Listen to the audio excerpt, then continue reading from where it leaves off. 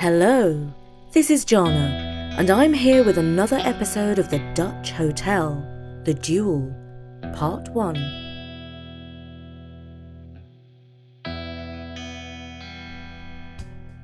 Norman was the new chauffeur at the Dutch Hotel.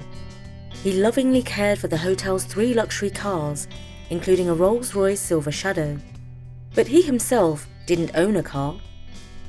He lived a few miles up the road from the hotel in Kilburn and rode to work on his electric scooter.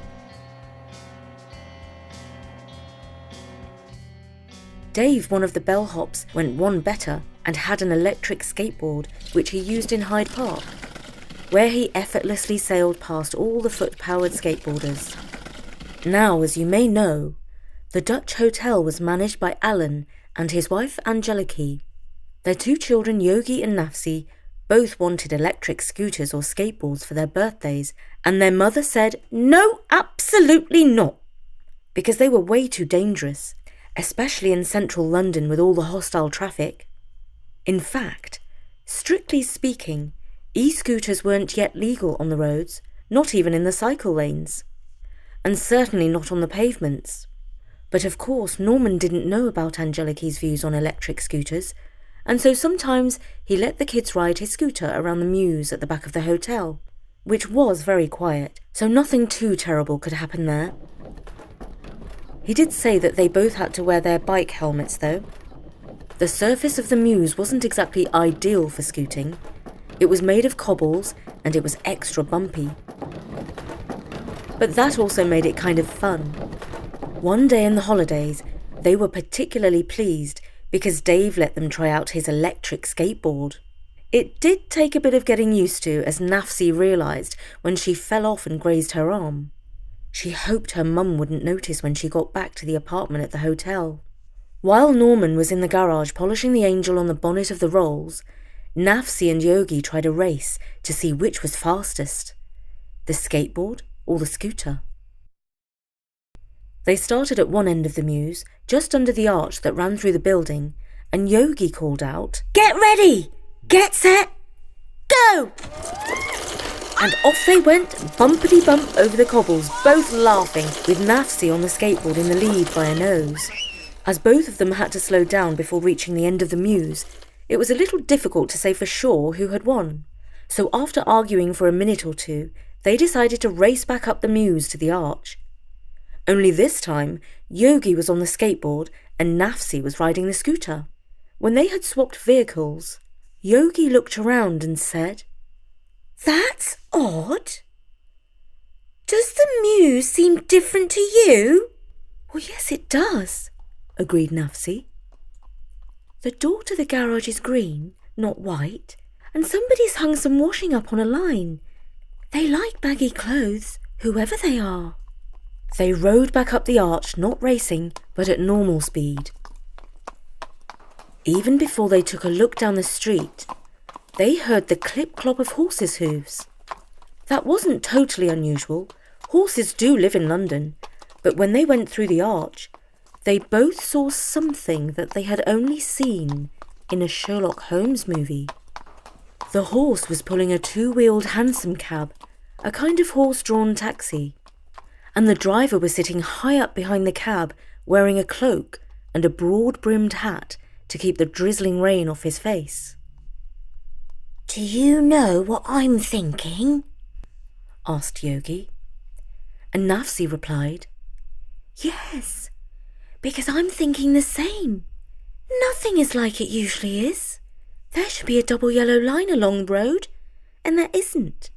Look at the street lights, Yogi. They're different. They're made of iron and have glass lamps at the top. You see that girl over there?" Yogi looked at where Nafsi was pointing, and they saw a girl sweeping the steps of a house across the road. But she was wearing a very old-fashioned black and white uniform. "Are the people here ghosts?" asked Yogi. "I'm not too sure, but I've got the feeling that maybe we are the ghosts. Because we shouldn't be here. This is like 200 years ago." "Who says we shouldn't be here?" Mum and Dad run this hotel, even if they are 200 years in the future. Let's go and see what it's like inside. So the kids walked around the corner to the front of the hotel. Nafsi pushed her scooter along, and Yogi carried the skateboard under his arm.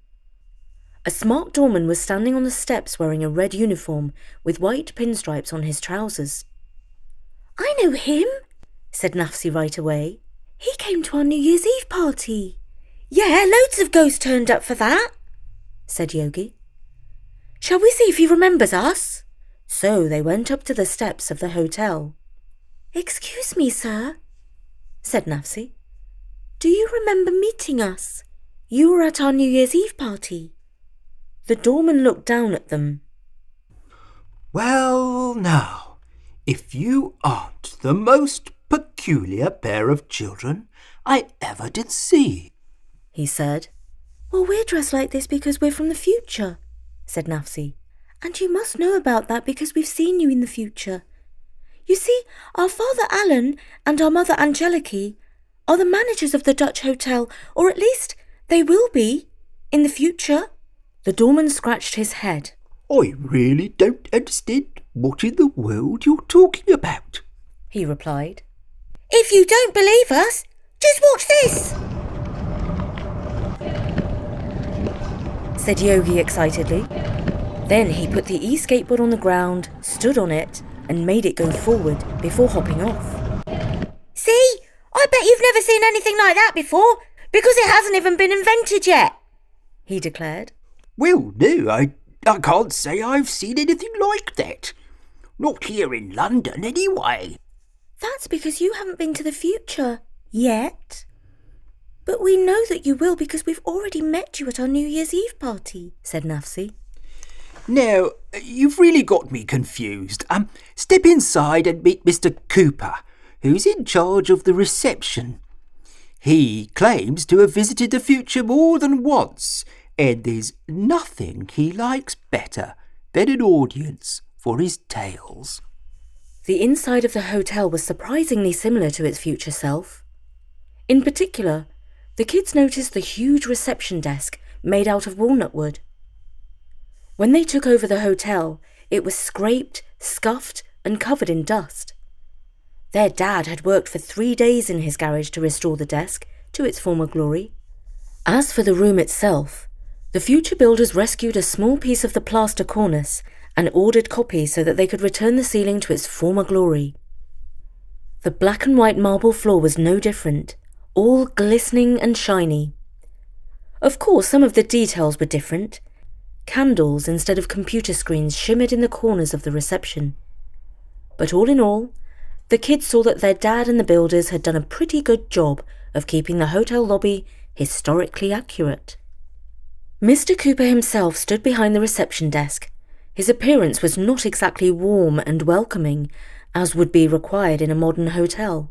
If anything, his foreboding appearance might make you want to turn around and head straight home. Yogi thought he looked like an angry head teacher. You couldn't fault him for his smartness, though. He wore a dark suit with a wing collar and burgundy red tie. Mr. Cooper, sir, said the doorman. You may be interested to meet these two peculiar-looking but highly respectable young persons, seeing as they say they have come directly from the future. The expression on Mr. Cooper's face changed immediately. All of a sudden, he was wearing a friendly smile. Well, if it isn't Miss Nafsi and Master Yogi, what a delightful surprise. What brings you here to the present day? Well, sir, we came here by accident, said Nafsi. Just like I did when I met you in the future. You know, Edward, he said, turning to the doorman. The future is the most remarkable place. Miss Nafsi and Master Yogi could tell you about 1,000 marvels that would make your head quite dizzy with disbelief. Only it is all true. They've demonstrated their vehicles, sir, said the doorman. that move by themselves without any pushing or pulling. Most remarkable, said Mr. Cooper.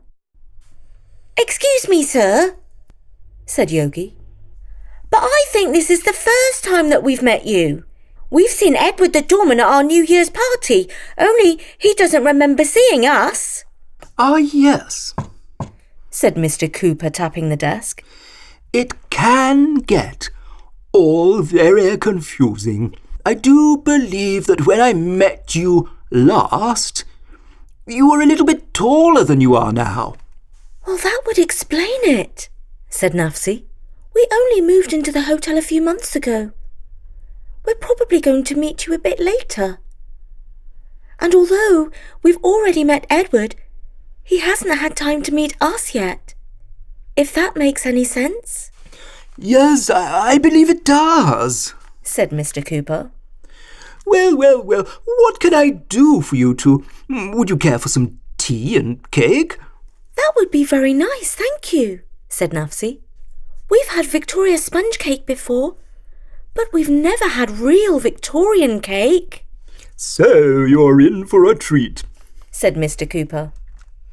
Take a seat in the drawing room. Edward will show you the way, but of course you know where it is. You live in the hotel, or you will do in about 170 or so years from now. The kids thanked Mr. Cooper and went through the double doors into what was called the Amsterdam Room in the modern era. The name was supposed to evoke the Dutch history of the hotel. They sat down at a table, and before long a maid brought them an ornate silver tea service, as well as some pretty rose-patterned cups and plates. The cake stand had 3 different types of cake: Victoria sponge, ginger cake, and fruit cake. The maid said that they should try a small piece of each so as not to miss out on any of the delicious cakes. The kids agreed. Yogi's mouth was too full of cake to speak, but Nafsi asked the maid if she knew about the Dutch brothers who owned the hotel. Oh, yes, of course, she said. That would be Mr. Lucas and Mr. Levi. We heard a story, said Nafsi, that they both loved the same girl and that they fought a duel, and that's why the hotel's haunted. As she spoke, the maid's cheeks flushed bright red. Well, little miss, I've heard something like that story too. But I can tell you, it's a lot of gossip. There's no truth in the matter at all. Oh, well, that's a pity, said Nafsi, because it's quite a romantic story. But of course, it's not nice about them shooting each other in the duel. Shooting each other, you say? Asked the maid. It's just a story, said Nafsi. I'm sure it's not true. But in our time, in the future, the hotel uses it in their marketing literature. According to the story, which of course is totally made up. Did the brothers survive? Asked the maid. Oh no! In the story, they killed each other, and that's why they're ghosts in the hotel. But of course, we know there aren't exactly ghosts. It's more like time travellers, said Yogi. Oh, right, said the maid, now looking more pale than red. Goodness me, what a story that is. Mr. Lucas and Mr. Levi murdering each other? How can such a terrible thing happen right here at the hotel? Oh, they didn't shoot each other at the hotel, said Yogi. According to the story, they did it in Hyde Park. In Hyde Park? Well, that's hardly any better, is it now? Cried the maid, who hurried off rather suddenly. Do you know what? Said Nafsi. I don't think we should mention the story of the duel anymore. It only seems like a romantic story for us because it happened so long ago, before we were born. But for anyone who is alive now, it might be a bit upsetting, even if it's not true. It's not true yet, said Yogi. But I see what you mean. We won't mention it to anyone. After tea and cake, the kids went to thank Mr. Cooper for the hotel's hospitality, and Nafsi added, But I think we'd better get going now, before our parents wonder where we've gone. Or we could wait and see them. In 200 years' time, laughed Yogi. They both assumed that if they raced their e-scooter and e-skateboard along the Mews, they would slip back into the present. But however much they raced, they were still stuck in the past. Eventually, they gave up and returned to the lobby to explain their predicament to Mr. Cooper. This is my advice, he said after he'd heard them out. Based on my experience, you have to return at the same time of day that you arrived. In this case, that would be around 11 o'clock tomorrow morning. But our mother will be having kittens, exclaimed Nafsi. Mr. Cooper scratched his head, somewhat puzzled. I mean, our parents will be ever so worried if we are away for a whole day and night. But you won't be away any time at all, said Mr. Cooper. You will most likely return at exactly the same time as you left. Oh, that's a relief, said Nafsi. But where can we stay for the night? That much is easy to solve. We're a hotel. We have rooms. But we don't have any old-fashioned money, said Yogi, pulling a modern £1 coin out of his pocket. Pay? Why should you pay? You live in the hotel, albeit about 170 years in the future. Now, let me see. We have the Princess's Suite available for Miss Nafsi, and the Prince's Suite available for young Master Yogi. I trust that you will find your stay with us comfortable, even if the conveniences of the year 1855 are somewhat primitive compared to the scientific improvements of the future. Well, we know that you have better cake than what we are used to, so I expect that everything else will be just as good. I do so hope your confidence in us will prove justified. Their confidence was much more than justified. The Dutch hotel of 1855 was as luxurious as any modern hotel. Although, in order to have a bath, you had to ring a bell and ask the valet or maid to bring hot water in buckets. The staff laid out clothes so that the children would not look conspicuous in their modern dress. The clean and freshly clothed children ate a huge dinner at the dining hall. The plates and silver platters kept on coming. Soup, fish, roast pheasant, green beans, berries, treacle pudding and pastries. The kids were waddling back into the lobby when they saw two young men coming down the wide staircase. They instantly knew who they were, because they were identical twins. They had to be the Dutch brothers who owned the hotel. But they were not on brotherly terms. In fact, they were arguing loudly in a foreign language.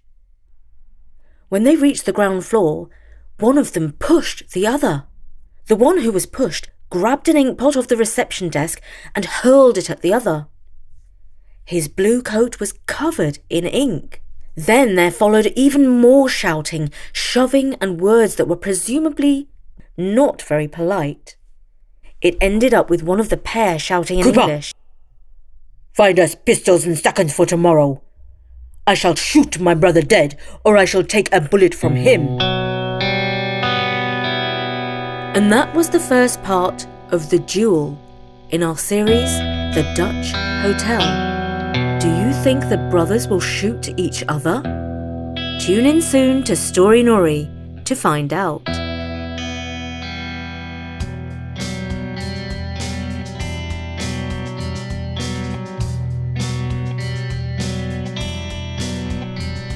And as we are recording this at the start of July, we would like to wish all our American friends Happy Independence from Us Day.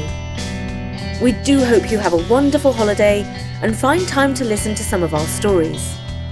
And now, let's catch up with our sponsor, Athletic Greens.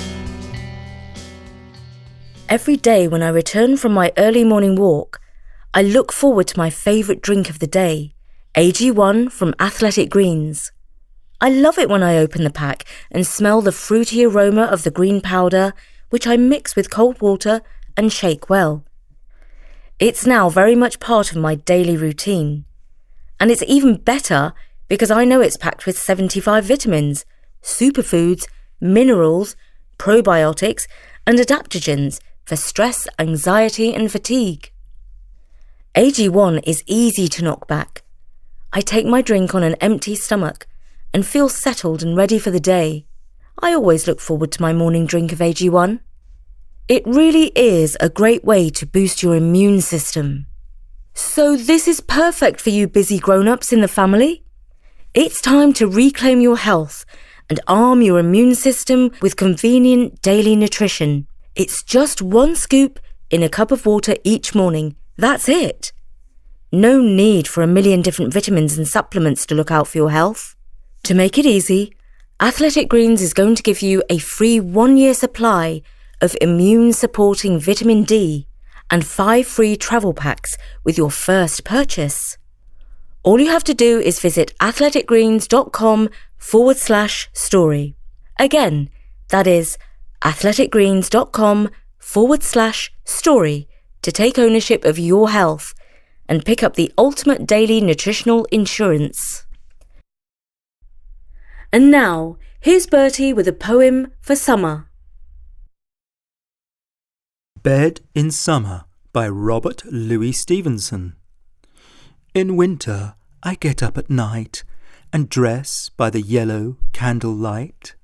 In summer, quite the other way, I have to go to bed by day. I have to go to bed and see the birds still hopping on the tree, or hear the grown-up people's feet still going past me on the street. And does it not seem hard to you when all the sky is clear and blue, and I should like so much to play, to have to go to bed by day? And that was Bed in Summer by Robert Louis Stevenson. It reminds me of my own childhood. My father was very English, perhaps a bit Scottish, and very strict. And he made me go to bed at 6 o'clock in the evening in summer. And I remember just how light it was, and the curtain was rather thin, and all the sunlight came pouring through. And honestly, I did not go to sleep for a long, long time. And I kind of told stories to myself. Maybe that is when I started my kind of story writing mode. Anyway, I very much hope that you enjoyed this episode of The Dutch Hotel, and we shall tell you what happened in the story of The Duel. From me, Jana, at storynori.com. See you next